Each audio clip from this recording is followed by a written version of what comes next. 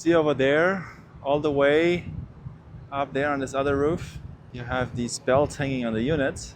Earlier I saw two guys doing some maintenance up there, but they're gone now. It's Friday, and everybody wants to go home. But I'm just wondering, is that normal? Does everybody do that? Or is that just me that I'm supposed to learn how to do that and just leave them there hanging? I thought they're supposed to go on the motor, no? I mean, maybe, I don't know. Maybe it's me. I'm just asking. Let me know. Okay, bye.